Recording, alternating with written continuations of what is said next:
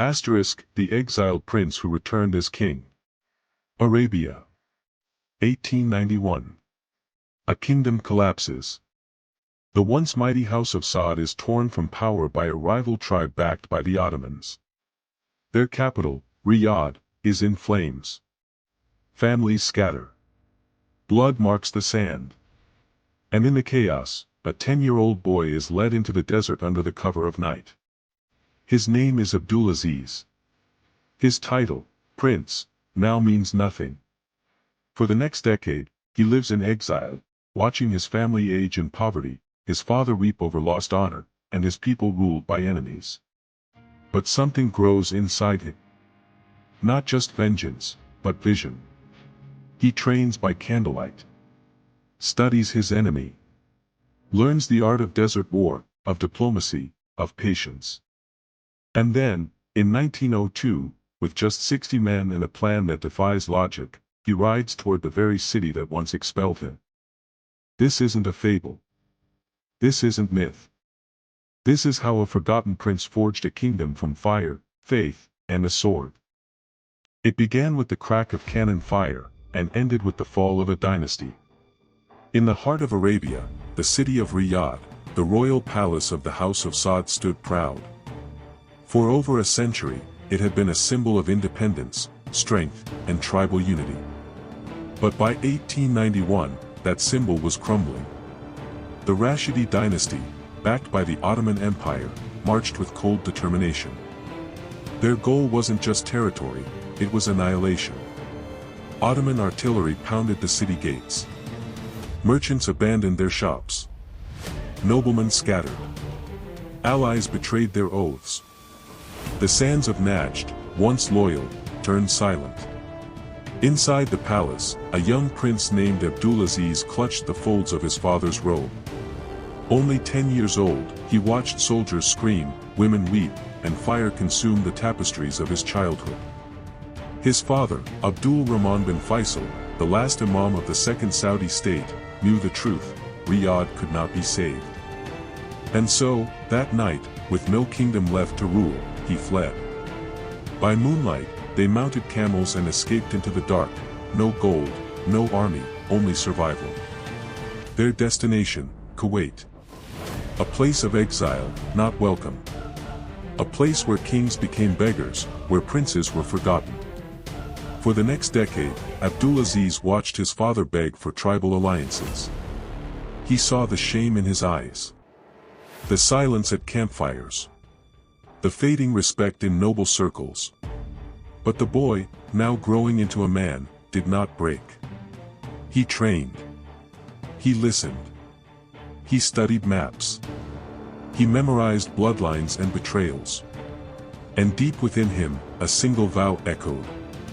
I will return. And I will take back everything. It was January 1902. The desert was cold at night, colder than usual, but inside him burned a storm that no winter wind could touch. Abdulaziz Ibn Saud stood silently beside a flickering campfire near Riyadh, wrapped in a worn wool cloak. 60 men surrounded him, not soldiers of fortune, but loyal warriors bound by blood, honor, and belief. Their mission, to infiltrate the most fortified city in Central Arabia, and take back what had been stolen. The city of Riyadh was not just a target. It was a symbol. A scar. A memory that haunted Abdulaziz since the night he fled it as a boy. But now, the boy was a man. And the fortress that had once been his prison, would become his throne. He divided the 60 into 3 groups. The first would enter disguised as merchants delivering firewood. The second would hide among the date farms surrounding the city. The third, the strike force, would follow his lead directly into the gates once opened.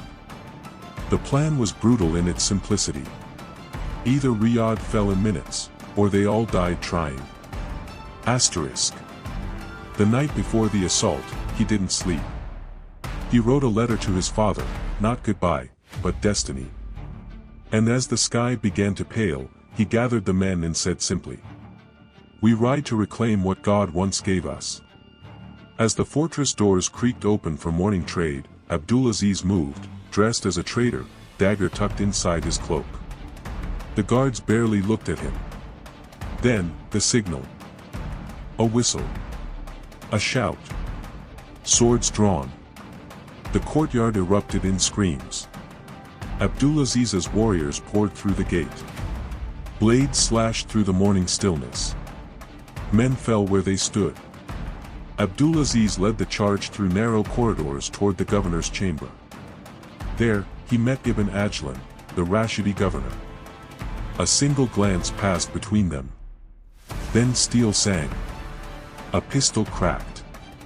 Ajlan fell, blood spilling across the stone floor. The noise stopped. The fortress was theirs. Riyadh was theirs. Abdulaziz climbed the tower steps, his robe torn, his hands bloodied. As the sun crowned the horizon, he raised the green flag of the House of Saud, the one his sister had stitched by hand. Below, the people of Riyadh watched in stunned silence. The boy they had seen flee in defeat had returned as their ruler. By the early 1900s, Abdulaziz had reclaimed Riyadh, but the city was surrounded by a landscape more dangerous than any battlefield, the tribal sands of Najd. Najd wasn't a region in the modern sense. It was a vast, decentralized desert filled with fiercely independent tribes, each with its own laws, vendettas, traditions, and codes of loyalty passed down through centuries. Here, politics happened not in parliaments, but in tents. Over dates and bitter coffee, not ballots. And Abdulaziz knew, if he wanted to rule Najd, he had to learn its language, not Arabic, but trust. He moved carefully, calculating each alliance like a chess master. He met with tribal sheiks under stars, sometimes spending days without discussing politics, simply sharing stories, honoring traditions. He listened before he led. To the powerful Mu'tair, Harb, Ayman, and Shammar tribes, he extended offers of protection and recognition in exchange for loyalty. Where his father once ruled by fear, Abdulaziz ruled by dignity and patience, but never weakness. He used marriage as a political weapon. He married women from dozens of major tribes, cementing peace, securing alliances, and ensuring sons would be born with blood ties across Arabia. In total, he would eventually marry over 30 times, and not out of desire, but out of vision. He also reformed tribal governance. In each newly allied territory, he appointed local leaders as his administrators, integrating them into his new system, rather than destroying theirs. He placed Islamic judges, qadis, to arbitrate justice, replacing revenge killings with legal rulings. In return, he demanded a tax, not money, but loyalty. By 1912, Abdulaziz had established a power base unmatched by any other Arabian leader in a century. He had done what no Ottoman, Egyptian, or rival emir had managed, to lay the foundations of a unified tribal confederation, not by conquest alone, but by a masterclass in desert diplomacy. With Riyadh in his hands and tribal loyalty in his pocket, Abdulaziz Ibn Saud now turned to his greatest enemy, not just of the moment, but of history, the Al-Rashid dynasty. Ruling from the northern city of Hejaz, the Rashidis had once driven the Saudis into exile. They were the architects of Abdulaziz's childhood trauma, and the last great tribal dynasty blocking his dream of a unified Arabia. The Rashidis were not isolated. They were well connected, backed by the Ottoman Empire, armed with imported rifles, and surrounded by a web of tribes that feared losing independence to Abdulaziz's rising rule. From 1903 to 1921, the deserts of Najd turned red. In 1904, Abdulaziz launched an aggressive raid into Rashidi territory. At first, he gained ground, but the Rashidis struck back. In 1906, during the Battle of Riyadh Mahana, Abdulaziz's own brother Saud was killed in combat. It was a devastating loss. Not just to his family, but to morale. Abdulaziz retreated, learned, and restructured. He began investing in discipline, organizing tribal fighters into more stable military units. He started sending scouts, gathering better intelligence, and building stronger lines of supply through neutral oases. In 1913, with the Ottoman Empire distracted by European wars, Abdulaziz launched a bold campaign eastward. His target, Al-Hassa, a wealthy Shiraz-majority province along the Persian Gulf, long under Ottoman control. With clever negotiation and minimal bloodshed, Abdulaziz captured Hufuf, the regional capital. In doing so, he gained ports, taxes, trade access, and a diverse new population, including Shiraz Arabs, who had long suffered Ottoman neglect. It was his first major act of state-building, not just war. As the Ottoman Empire collapsed after World War I, Rashidi power began to fracture. Abdulaziz, with British support and regional momentum, pressed north. From 1919 to 1921, he laid siege to Hejaz. This was no tribal skirmish. It was total war, siege weapons, starvation tactics, desert blockades. Abdulaziz's forces dug trenches, cut off water supplies, and waited. Hejaz was starving from within. In 1921, after months of siege, Hejaz surrendered. The Rashidi dynasty, once feared across Arabia, was no more. Abdulaziz entered the city not as a raider, but as its ruler. With Najd unified, Abdulaziz was no longer a rebel prince. He was now emir of Najd and Al-Hassa, ruler of most of Central and Eastern Arabia, with a vision growing far larger than his rivals could imagine. By the second decade of the 20th century, Abdulaziz Ibn Saud had done the unthinkable, unified the heart of Arabia under one banner. But his next challenge wasn't just military, it was spiritual.